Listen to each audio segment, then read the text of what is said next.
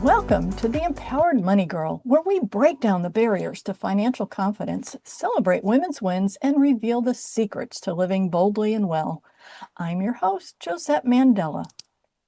Today's guest is Wendy Wiseman, founder and CEO of Constellation Collective, an award-winning marketing firm that has helped businesses build stronger brands and achieve meaningful growth for more than 3 decades. Known for her ability to uncover breakthrough marketing strategies, Wendy has worked with global advertising agencies, Fortune 500 companies, and organizations across a wide range of industries. Her expertise spans brand strategy, creative development, content creation, user experience, and communications. Wendy is also the founder of Talent in the Age of AI, a platform helping leaders navigate the rapidly changing world of talent, technology, and artificial intelligence with confidence and clarity. If you're ready to learn how strategic marketing, innovation, and adaptability can help you stand out in a changing world, you're going to love this conversation. Please welcome the strategic, creative, and highly respected Wendy Wiseman. Josette, thank you. I'm so honored to have been asked to be on your show. I'm intrigued by your concept, and I love your interviews and what you're doing for all of us out here in the market. Thank you. And thank you so much for joining us today. And can you take us back to the beginning? What was your path like that got you to where you are today? Well, I think I've just always been a creative person. I know I have. Like, I used to write poems and little cartoons for an elementary school newsletter and submit them, and I'd see them published. I'm not even sure I told my parents I did that. Just said it was just something that I just decided to go ahead and do. I think I just kind of have a need to create, so I do. I come from 3 generations of journalist communicators, orators, including a Methodist minister, a radio general manager, and then my dad was at Mutual of Omaha and produced Wild Kingdom, that many of your older viewers will remember, for much of his career. And then I had a mom that didn't grow up with anything, but she read every Bon Appetit magazine she could get her hands on and taught herself how to cook, kind of like Julia and Julia, that movie.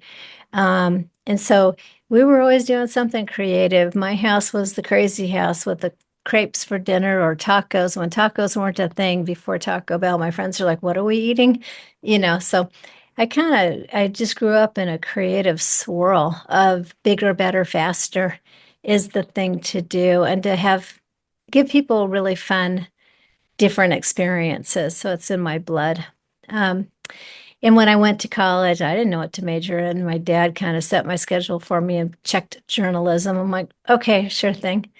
And then I just got some really great experiences through my path in graduate school and beyond, learning from great expert people, including creative directors at global ad agencies, and just observing how they think, being around them, understanding how to sell ideas is as important as having those ideas.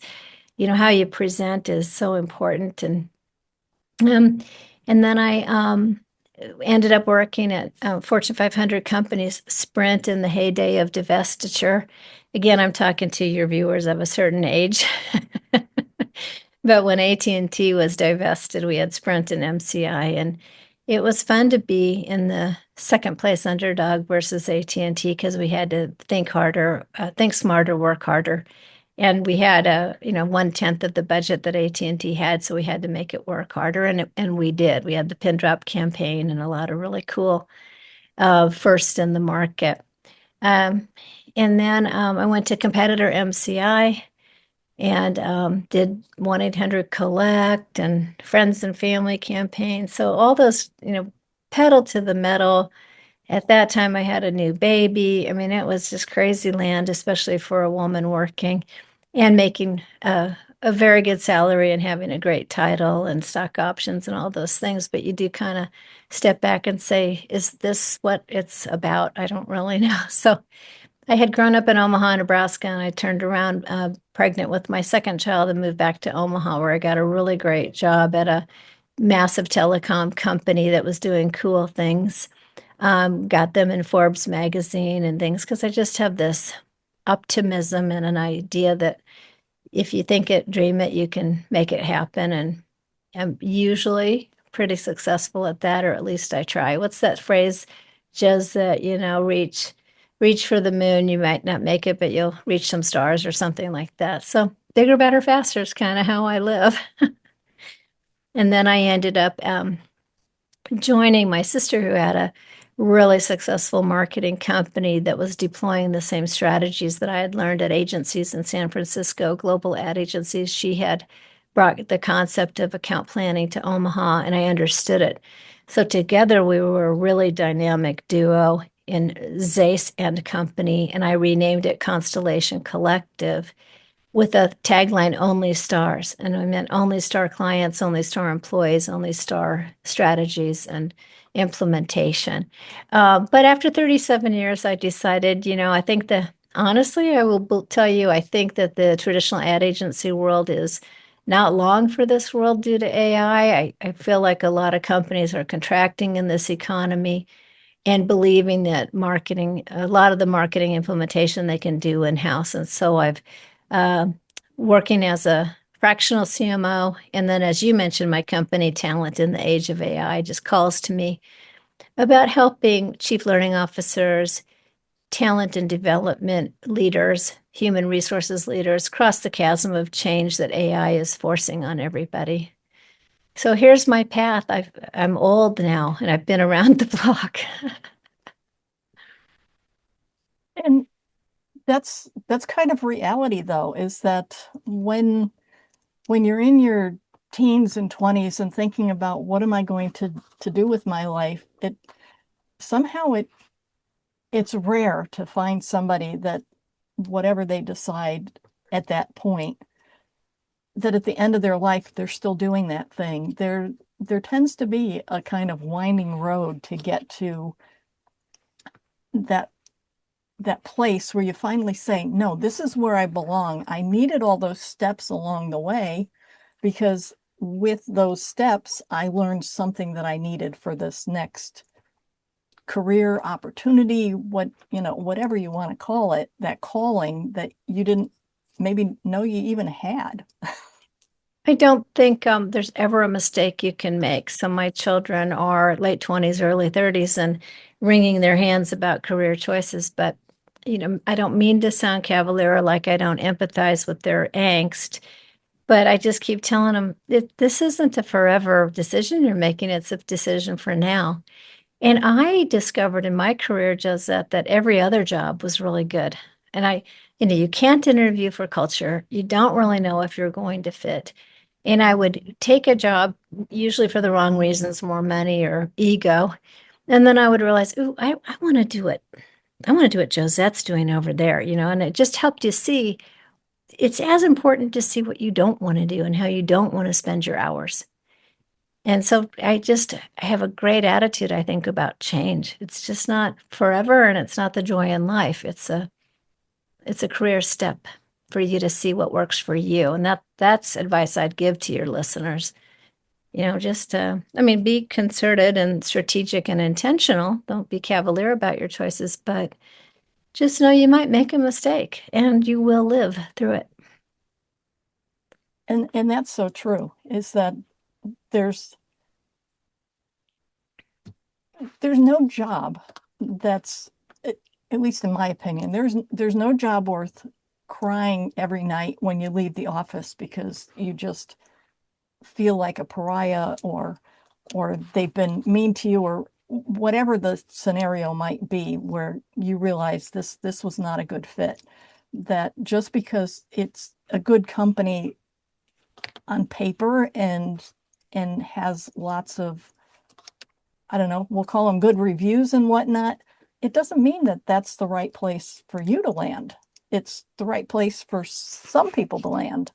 And just sitting there saying, no, I'm making all this money, I need to stay here, is not the right path. When I was at MCI, it was the early 90s. And I told people I was pregnant with my second child. And I had all these peers that were my age and were in our 30s and gunners, and they'd gone to great colleges, and they were, they were resented that I had the job. So very highly competitive. And I said I was pregnant. And honestly, a woman said to me, "Don't you already have a baby?" Wow. Yeah. I mean, nobody had pictures of their children in their offices, and I did because it was my baby was my life, you know. If you left at 7 p.m., you were leaving early. Well, I'd moved my baby and my husband across the country for this great director of a Fortune 500 company job, and I was miserable. And so that's to your point exactly. Like, okay, all the money and status in the world didn't make me happy. And of course, I didn't work out there. I got laid off, to be quite honest with you, because it's not a fit, and it's a why toil and slog along when you're miserable. I did cry rocking my baby to bed at night. And yeah, it's unfortunate that a lot of people seem to be doing that, especially in this current environment, like you were talking about. The AI is causing a lot of angst, and is it going to take my job, or how is my job going to change? Can I really learn this new thing at 55, or are they going to lay me off, or all the things that seem to be coming up right now? But I'm pretty sure that stuff like this was going on even when I was in my 20s and 30s. It just, I don't know, seems to be amplified now. And accelerated, right, Josette? So, in my talent in the age of AI business, I talk to a lot of people making it happen today. And I think the common thread of advice is to C-level people. I don't know what you're waiting for. There are people who work with C-level go, well, we're going to wait. You know what? There's no waiting. And my analogy is it's like a old train in a Western, where the guy's running along the side of the train and one of the cars is open, so you jump on. It is a speeding train. You got to jump on. It might not be the right car for you of that train. It may not be the right train, but there's no waiting. And there's no waiting for individual women in their careers, 40, 50, 60 years old, to wait. Just start now. Start with having Claude make you a grocery list. I mean, it's approachable and it's friendly and it makes you feel good about yourself because, it wants to flatter you. So it'll be a very kind teacher. But your value to the organization or to a small business for yourself, a side gig, is that you'll know this latest technology that really is a facilitator, a time saver, and idea generator that you have to run through your own brain and use your own logic and judgment. But it's pretty exciting if you can turn your head to believe it's really exciting. And I do. It's just a super searcher at the very least. So time saver, but it can really be a facilitating partner in your life goal and in your business. Yeah, I agree. And I was one of the ones, I would say, despite having a technical background, I was one of the ones kind of hanging back, saying, I don't know that this is real, or it's going to steal all my information. And so there's Right. there's a lot of things out there that aren't true. And like you Right. say, you have to kind of figure out what's real and what isn't. And that's kind of true with any new technology. It Right. just seems AI has a bad rap. I know you're right. There's a lot of myth story. I say everybody's going to lose their job and it is going to steal her, and there is a nefarious side to it, but it's up to you as a human to put the rails on it for your own personal self and how you use it and how you own it and how you present that you own it in the workplace. But you'll be valued if you aren't afraid of it. I mean, lots of people in business today just may be the one leading their organization because they go in and say, here's how I use it. I'm not afraid of it. What if we tried this in this department? There's tons of opportunity for adopters. And I think that's the reality, though, is that are the people at the top, and certainly with your talent in AI business, you're reaching those people now and saying, hey, look, don't be the dinosaur. Right. Start looking at it, and this is how to use it. Is Your people important. want you to, by the way. Employees Mhm. want to use it. They need to be led. Right. Yeah. And if you're at the top and you're making those decisions, that's how you can assure that your business not only is going to survive and thrive, but that people aren't doing things that are going to ultimately to something bad happening in your business because you put, like you say, the guardrails in place to make Yeah. things Yeah. work. Yeah. So it can be exciting, but it takes legislation. And I don't mean government legislation, I mean personal legislation and business legislation, policies, procedures, but everything has changed. I mean, imagine you have a salesperson and they decide to pick 10 Gemini agents to help them sell. Well, when they leave, do they take their agents with them? Mm. Uh, Legal better get involved in stat.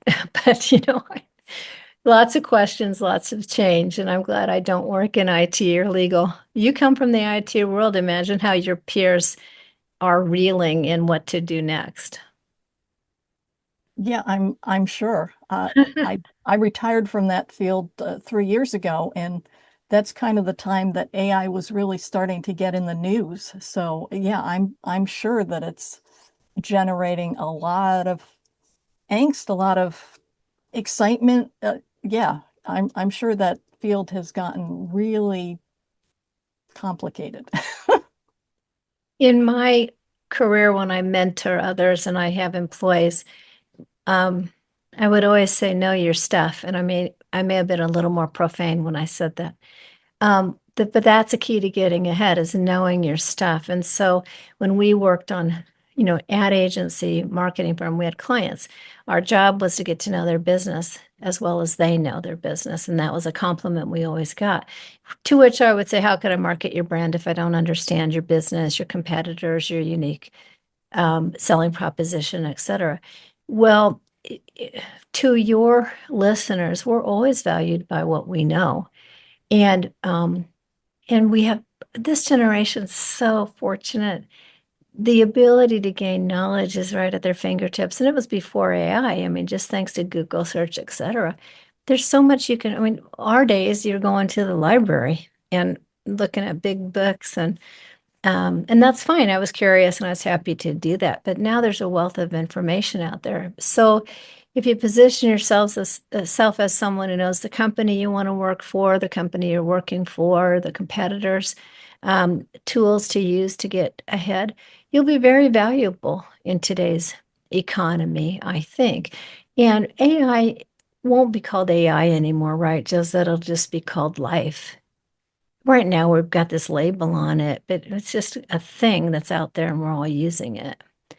And so I was going somewhere with that point, but I think what we always should remember we're going to have that AI doesn't anytime soon is judgment. And when you've bothered to edify yourself about your discipline, a topic, you can ask AI to help you and generate ideas for and with you. But so far, it doesn't have the human judgment. It just doesn't. It wants, people say it's like a toddler that wants to please you. Mhm. And oh my gosh, mine compliments me so much, makes me feel all puffed up like I'm the greatest thing it's ever seen. But, if I don't apply my judgment of what I know, and there isn't a lot of replacing experience, like for you and I that have had rich and full careers, but there is a lot about referencing and unearthing experience that others have gleaned and gained and put out there.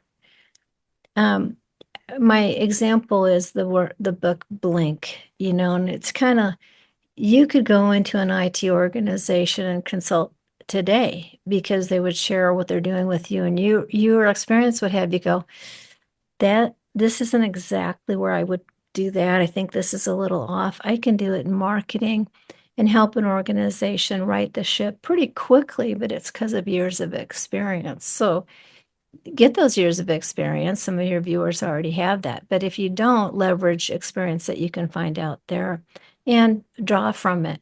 But this is the whole pivot in my career. I want to do what I want to do based on what I know how to do and work with the clients I want to work with and mentor the people I want to mentor and just kind of live in joy. It's my license plate says live in joy, and I try. Some days it's hard. But this is what life's about, right, Josette? We could not be here Mhm. tomorrow. I know that sounds hackneyed, but it is the truth. So, True. And speaking of live in joy, let's pivot to, we were talking about women making really good money at their jobs or careers, but a lot of times they don't feel comfortable actually managing that money. What would you say to a woman that's just starting out, building her financial independence, especially if she's been relying on a partner for all of that stuff up till now? well, I would say you got to get over yourself and your fear of believing that you don't have a dog in that hunt and back to gain from others' experience. So you have a lot of wealth of information at your fingertips about investing, but you really should find a person you trust.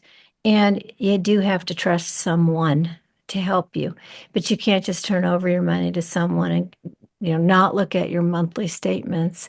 You can get involved. If there are companies that you don't feel ethically aligned with, tell your advisor you don't want to be in those companies.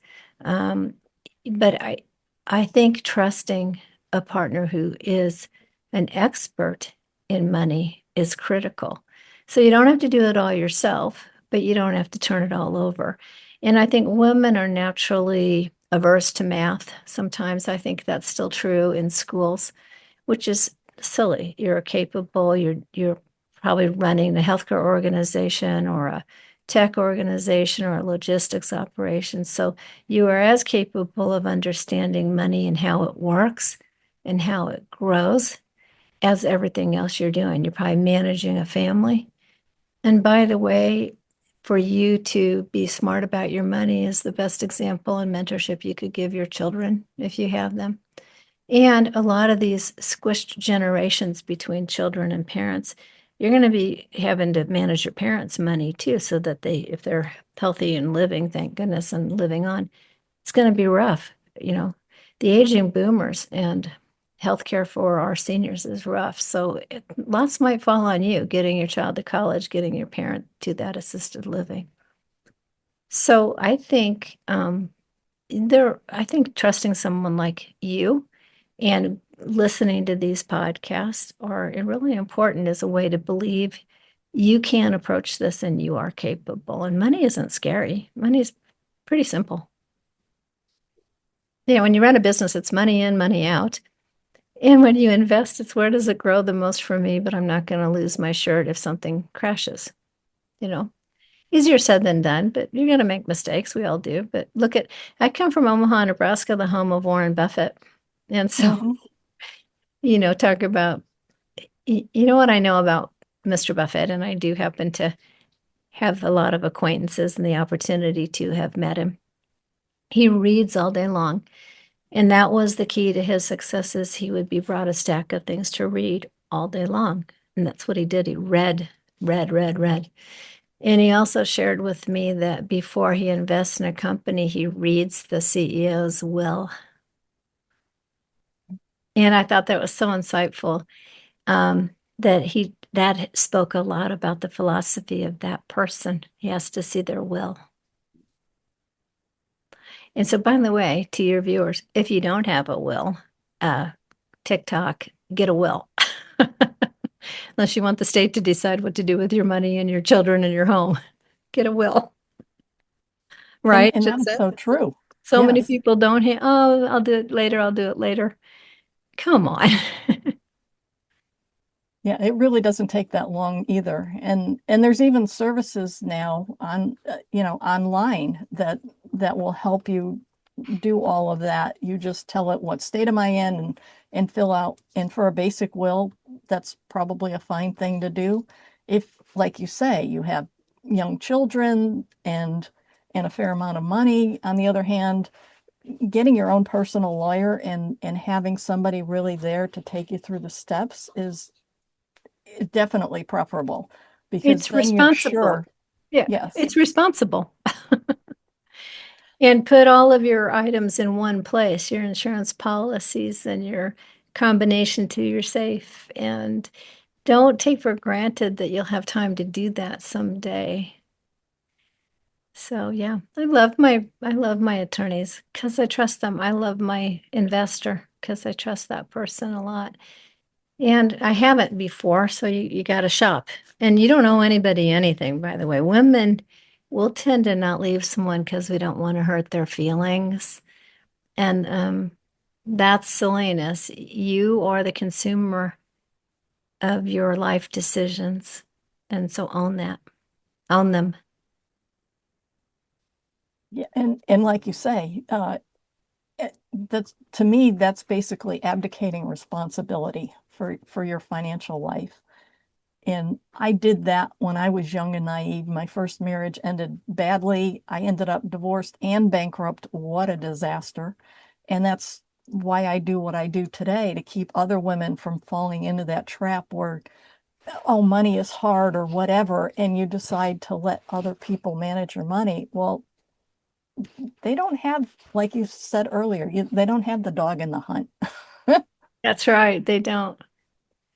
I love that. So um, I think allowing someone like you to help me is really important. And then not being afraid to pick up the phone even once a week. Now, I don't know what you advocate. I don't think people should look at their investments every day because they go crazy. But with the statement, look at it. I remember 30 years ago watching Suze Orman on TV. And she said, "What is going on with you people? You get your IRA, you get your simple IRA statement in the mail, and you just throw it in a pile. You don't even open it up." And that was rampant in the 90s. Like that was what people, they just threw it in a pile because, they thought they didn't understand. It was before Ameritrade where we could trade on our own. And that's just crazy town. You have to look at it and not be afraid. They're not that hard to figure out. And if you don't know what a fund is or something, a bond is or something, then look it up, by the way, because now you have AI where it makes it so simple. Or call your advisor and say, "What is this?" And didn't seem like it did very well, or just ask questions. They're there to answer. By the way, they get a fee for being there for you. So consume with them just as you do with a vendor in your business or your housekeeper or something. You have every right to ask and get it right. Yeah, and it seems like that's something that women kind of are, I don't know that afraid to ask questions, but there seems to be kind of this fear thing going on, is that somebody's going to think I'm stupid if I ask a question. Well, no, actually sitting there wondering is way more challenging to you and your bottom line than asking a question so that you can get clarity. Yeah, I agree with you. And it's not just women. I mean, I was married to a physician for 36 years who didn't trust anybody with our money. And, that was pride. That was not trusting anybody, but it didn't behoove us at all because nothing went anywhere where it grew. Mm. And so, you know, pride and fear are silly. Let's try to get over those. I'm older than you, Josette, but the era of my mother, who would be in her 90s, of her friends whose husbands died, and they just stood there in shock and had no clue how much money they had if their house was mortgaged. They had nothing, and they just stood almost paralyzed in it till maybe another man and an executor blew in, and then God knows, how they were taken advantage of there. So we might have learned a little bit of that generationally, gender-wise, and it's just time. We're 50% of the workforce, easily 60% of the workforce, and it's just time. And no matter what you make, you could still have a budget and own your budget. Agreed. So what's next for you? Well, I'm really excited to earn for me. So leading a big company with, at one time, a staff of about 20. And I just am finally ready to not be the rainmaker on behalf of so many others. And that might sound selfish, but it's just time for me in my age to earn for me and consult on a level to share my expertise. And then also build my talent in the age of AI company toward its greatest potential, because I think it is there. And I'm real excited about those two things for the next 3 to 5 years. And because I want to retire in comfort and serve as a mentor, especially to other women, because, there's a voice that lacks sometimes, a voice from deep in the gut that's affirmative and strong and confident. Um, and and I mean in all choices that women make. Stay home and raise your children. What an admirable profession, but still own your power in all positions and all areas of your life. I tell all my two boys and my daughter, own your power, but a little bit, maybe especially more my daughter. So I'm real excited about that. Just my personal value is make the world work for everyone in it. And as long as I can continue to live that in my daily activities and my ability to earn, I'll be a happy person. So thank you so much for joining us today. And a huge thank you to Wendy Weissman for sharing her story and reminding us to own our own power. Don't let things hold you back. And if you found value in this conversation, please subscribe, leave a review, and share the Empowered Money Girl with your friends. The more we spread these stories, the more women we can empower to live boldly and well, both financially and in every part of life. Until next time, keep thriving. And remember, your journey to empowerment starts with you.